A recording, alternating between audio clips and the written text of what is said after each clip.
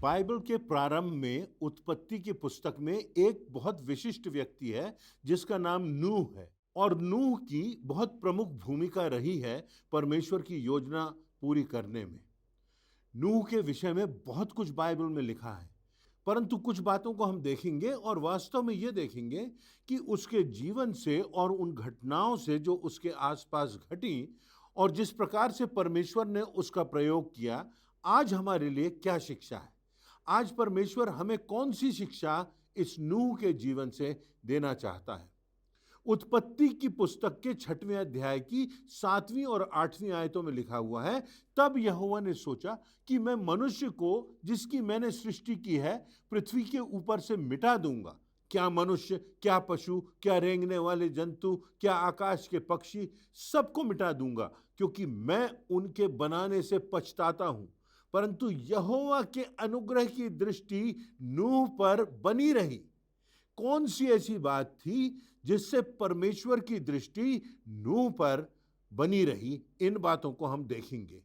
और क्या आज परमेश्वर की दृष्टि हमारे जीवनों पर बनी है, उन बातों पर भी हम चर्चा करेंगे, उन बातों पर भी हम नजर डालेंगे और अपने जीवन का मूल्यांकन करेंगे परमेश्वर के वचन के दर्पण में। तो सबसे पहली बात, नूह के लिए परमेश्वर का आदेश सर्वोपरि था। लोग क्या कहेंगे, लोग क्या कह रहे हैं, इस बात की नूह ने परवाह नहीं की।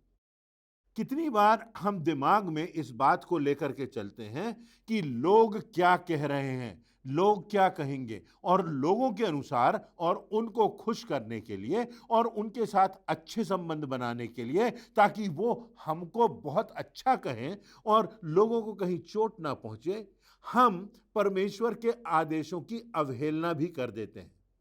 उत्पत्ति की पुस्तक के 6वें अध्याय की 5वीं आयत में लिखा है, और यहोवा ने देखा कि मनुष्यों की बुराई पृथ्वी पर बढ़ गई है और उनके मन में विचार में जो कुछ भी उत्पन्न होता है सो निरंतर बुरा ही होता है। मनुष्य का सोच नकारात्मक होता है, बुरा होता है। एक सर्वे में बताया गया है कि अश्लील चित्रों का व्यापार 1992 1992 से लेकर आज तक 100 गुने से ज्यादा अधिक बढ़ गया है। क्या आप कल्पना कर सकते हैं कि दुगना, तिगुना, चौगुना नहीं बल्कि 100 गुने से भी ज्यादा बढ़ गया है। कुछ न्यूज़पेपर्स के सर्वेक्षणों के अनुसार अश्लील हिंदी मूवीज की वेबसाइट की संख्या 25 लाख से ऊपर हो चुकी है। एक सर्वे है जो कि किसी समाचार पत्र ने युवाओं के बीच में किया है, और उस सर्वे के अनुसार उन्होंने बताया कि इंटरनेट का उपयोग करने वाले लोगों में से 80% लोग जो अश्लील मूवीज होती हैं उन्हें देखते हैं। मत्ती रचित सुसमाचार के 24वें अध्याय की 37वीं और 38वीं आयतों में लिखा है कि जैसे नूह के दिन थे वैसे ही मनुष्य के पुत्र का आना भी होगा। जैसा नूह के समय में वातावरण था, आगे लिखा है, क्योंकि जैसे जल प्रलय के पहले के दिनों में जिस दिन तक कि नूह जहाज पर ना चढ़ा उन दिनों तक लोग खाते पीते और उनमें ब्याह और शादियां होती थी। इसका अर्थ यह है, लोग मनमानी करते थे, अपनी इच्छा से जीते थे, गलत बातों में जीवन को लगाते थे। इसी प्रकार का वातावरण इस पृथ्वी पर होगा प्रभु यीशु मसीह के दूसरे आगमन के पहले। इस बात की स्पष्ट भविष्यवाणी बाइबल में की गई है। उत्पत्ति की पुस्तक के 6वें अध्याय की 6वीं और 7वीं आयतों में लिखा हुआ है, यहोवा पृथ्वी पर मनुष्यों को बनाने से पछताया और वह मन में अति खेदित हुआ। तब यहोवा ने सोचा कि मैं मनुष्य को जिसकी मैंने सृष्टि की है पृथ्वी के ऊपर से मिटा दूंगा, सबको मिटा दूंगा, क्योंकि मैं उनके बनाने से पछताता हूं। मुद्दे की बात यह है कि हम परमेश्वर के सत्य को क्या स्वीकार रहे हैं, क्या हम उस पर चल रहे हैं, क्या हमारा उत्तरदायित्व कुछ बनता है परमेश्वर के प्रति, क्या वचन का सत्य हमारे जीवन का आधार है, क्या हमारी जिंदगियों में परमेश्वर का भय है, क्या हमारी जिंदगियों में परमेश्वर ने जो आदेश दिए हैं उनका प्राथमिक स्थान है। इसके अलावा कोई दूसरा मापदंड नहीं, परमेश्वर का स्थान प्राथमिक होना अनिवार्य है। इस बात में से ना कुछ घटाया जा सकता है, ना बढ़ाया जा सकता है। एक परिपूर्ण सत्य है परमेश्वर का आधार, परमेश्वर के वचनों का आधार। प्रभु यीशु मसीह ने हमको परमेश्वर का प्रतिरूप दिखाया। प्रभु यीशु मसीह को कहा गया है कि वह परमेश्वर का व्यक्तित्वीकरण था, पर्सोनिफिकेशन था। उसमें परमेश्वर का प्रेम दिखाई देता था, उसमें परमेश्वर की क्षमा दिखाई देती थी, उसमें परमेश्वर की चंगाई दिखाई देती थी, उसमें परमेश्वर की परिपूर्णता दिखाई देती थी, उसमें परमेश्वर का परमेश्वरत्व दिखाई देता था। यहाँ तक कि उसमें जीवन देने की सामर्थ्य थी, वो जीवनदाता था। तो हमारे लिए आज के लिए पहली शिक्षा जो है वो यह है कि क्या हमारे जीवनों में परमेश्वर के वचन का आधार है या नहीं। क्या हमारे जीवन में परमेश्वर की आज्ञाओं की प्राथमिकता है कि नहीं। यदि हम इस जीवन में भरपूरी का जीवन और अनंत जीवन प्राप्त करना चाहते हैं तो हमारी नैतिकता और धार्मिकता का आधार परमेश्वर का वचन होना चाहिए। आज का संसार कहता है जो सब कर रहे हैं वह ठीक है, जहां किसी बात के प्रति बहुमत है वह उचित है। 80 से 82% लोगों का यह कहना है कि गर्भपात उचित है, इसे हत्या नहीं माना गया। तो क्या इन लोगों के मानने से गर्भपात उचित हो जाएगा? अधिकांश लोग यदि कहें कि परमेश्वर है ही नहीं तो क्या यह बात सत्य हो जाएगी? बहुमत में झूठी बातें जो कही जाती हैं सिर्फ इस बात के कारण क्योंकि वो बहुमत है वो सही और सत्य हो जाती है? नहीं। जर्मनी के लोगों ने दूसरे महायुद्ध के पहले बहुमत से हिटलर को जीत दिलाई थी। तो क्या बहुमत से चुनी बात सही ठहरी? क्या भविष्य ने उसको सही ठहराया?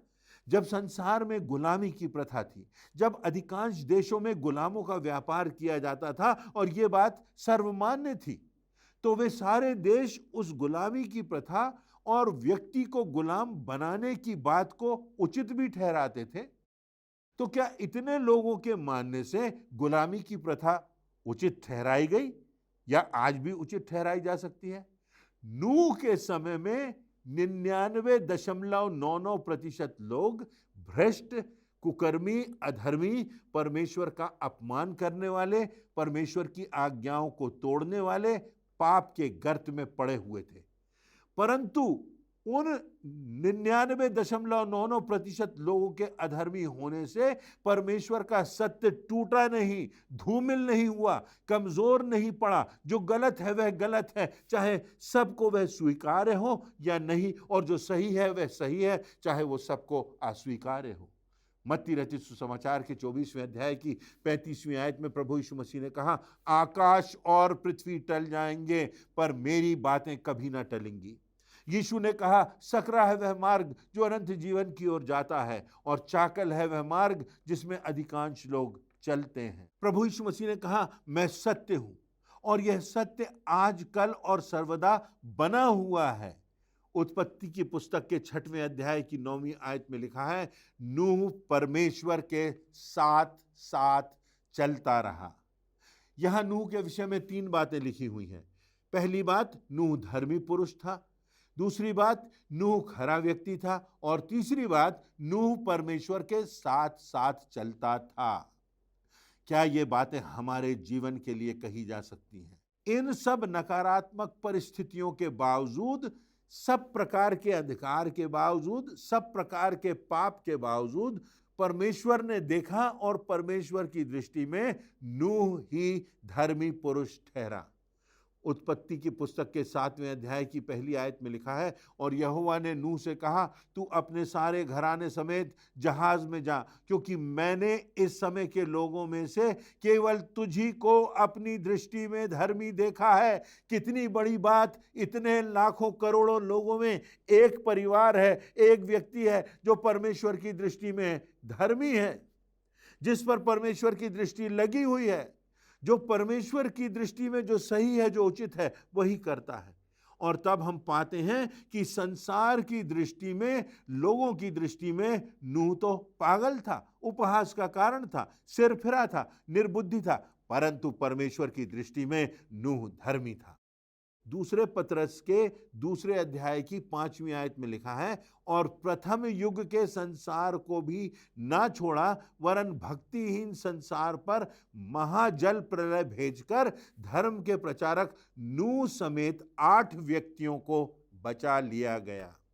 परमेश्वर के वचन का सत्य, परमेश्वर के मापदंड बहुमत से, संसार की धारा से नहीं नापे जा सकते। जो परमेश्वर का सत्य है वह सत्य है, भले ही करोड़ों लोगों में से एक व्यक्ति उसका पालन करे, उस पर चलने वाला हो। दूसरी बात, नूह ने अपनी इच्छा से बढ़कर परमेश्वर की इच्छा को माना। उसके लिए परमेश्वर की इच्छा प्राथमिकता थी। नूह ने अपनी भावनाओं और अपनी निराशाओं से बढ़कर परमेश्वर के वचन को प्रमुख माना, प्राथमिकता दी। कल्पना कीजिए कि नूह ने 120 वर्षों तक प्रचार किया। वह व्यक्ति लगातार प्रचार करता रहा और कौन बचाया गया? किसने उसकी बात को स्वीकार किया? किसी एक ने भी नहीं। केवल नूह के परिवार ने इन बातों को स्वीकार किया। कल्पना कीजिए कि आप प्रचार कर रहे हैं, सत्य की उद्घोषणा कर रहे हैं, और एक के बाद दो, और इस प्रकार से 120 वर्ष बीत जाएं और एक भी जन आपकी बात को ना स्वीकारे, एक भी जन परमेश्वर को ना स्वीकारे, उसके सत्य को ना माने और उसके पास ना आए, तो आपकी क्या प्रतिक्रिया होगी? मेरी क्या प्रतिक्रिया होगी? क्या नूह निराश ना हुआ होगा? वह अवश्य पीड़ित हुआ होगा, शोकित हुआ होगा, कुंठित हुआ होगा, क्योंकि कोई सुनने वाला ही नहीं। वह थक गया होगा। न केवल नूह को प्रचार करते, परंतु जहाज बनाते हुए 120 वर्ष गुजर गए थे। लोग देखकर कहते होंगे कि यदि तुम्हें किसी पागल को देखना है तो चलो नूह और उसके जहाज को देखो। कितना भारी जहाज बना रहा है, जरूर ये आदमी सिरफिरा है, ये पागल हो गया है। डॉक्टर हेनरी मॉरिस ने लिखा है कि नूह के समय में जल प्रलय की बात समझना लोगों के लिए कठिन रहा होगा। विद्वानों का ऐसा मत है कि उससे पहले कभी वर्षा ही नहीं हुई थी। इतनी नमी रहती थी कि वर्षा की आवश्यकता नहीं पड़ती थी।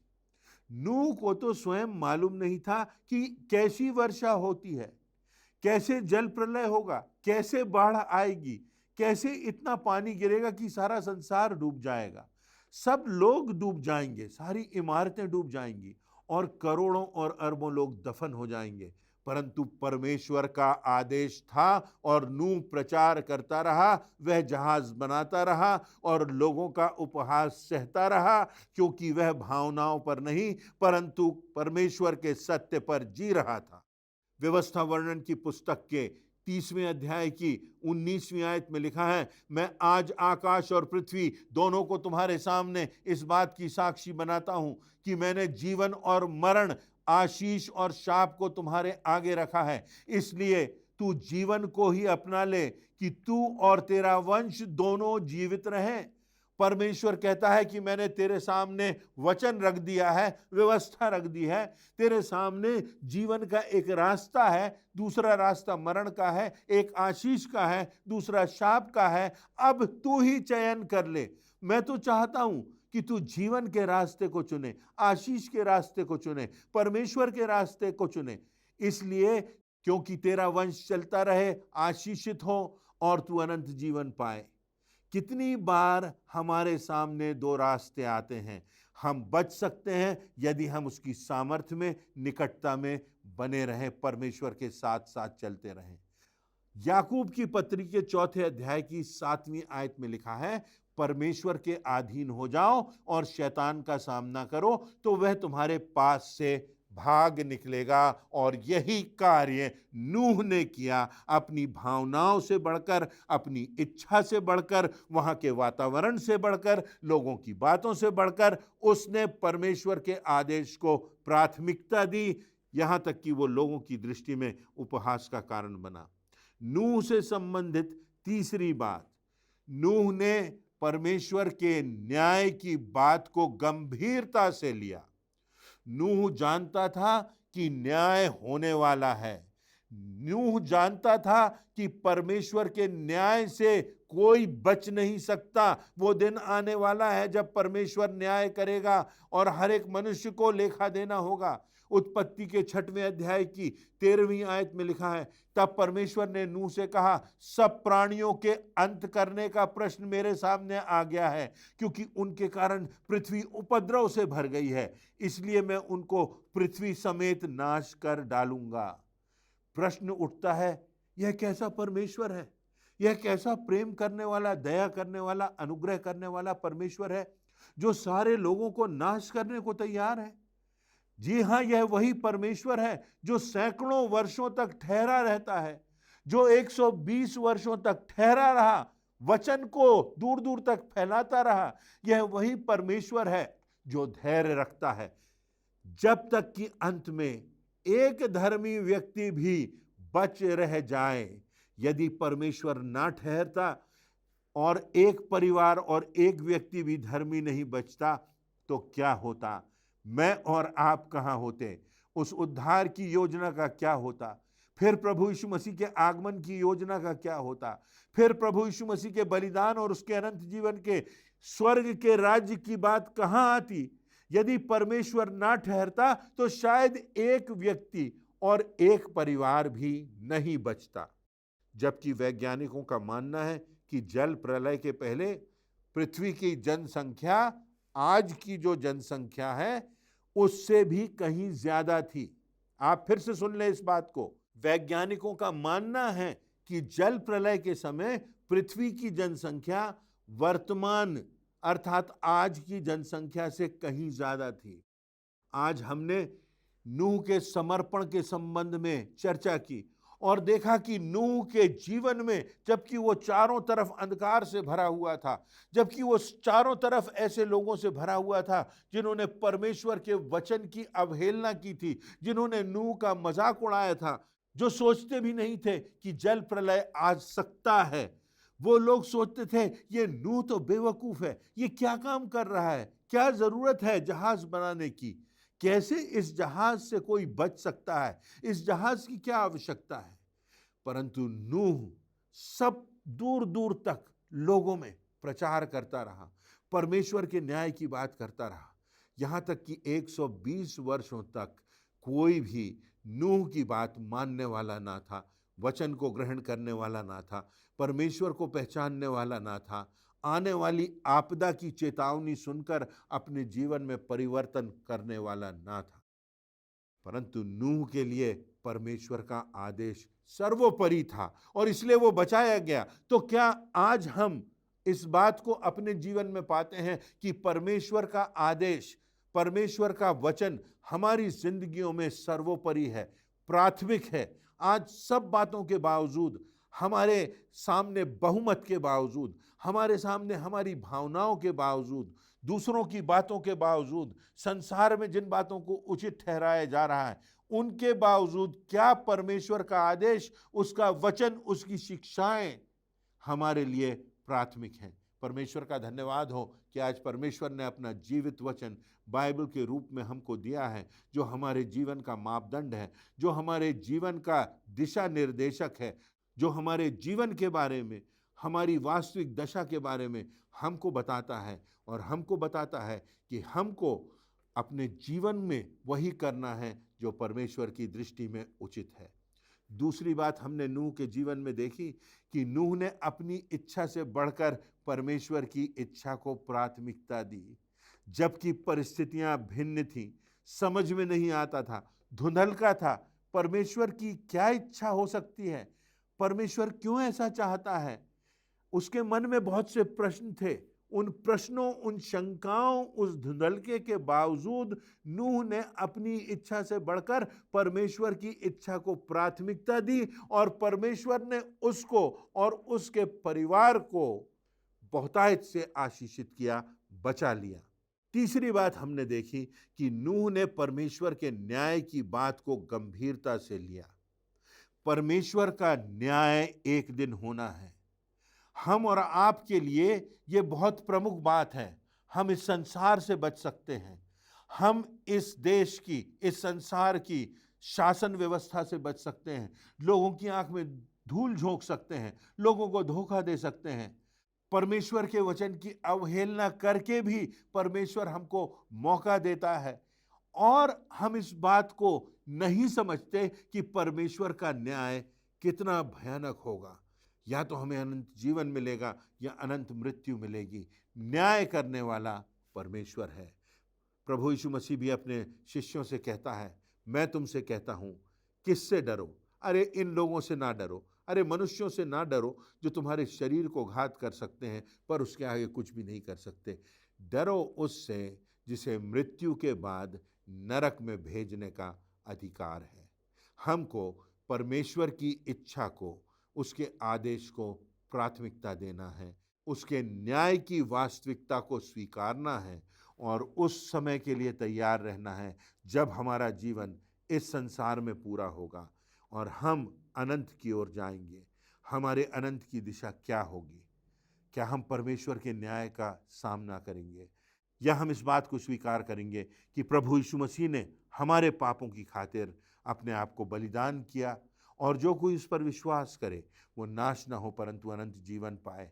जब हमने प्रभु यीशु मसीह को स्वीकारा तो परमेश्वर के न्याय से हम बच गए, क्योंकि हमारे पापों की क्षमा मिली, अनंत जीवन की निश्चितता मिली और परमेश्वर की दृष्टि जब हम पर पड़ती है तो प्रभु यीशु मसीह की धार्मिकता उसे दिखाई देती है।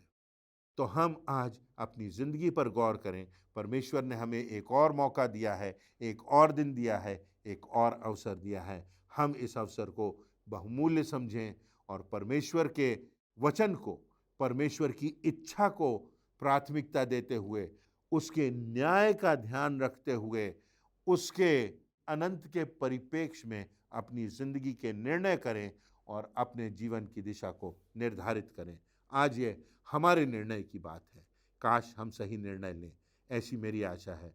परमेश्वर आप सबों को आशीष देवे।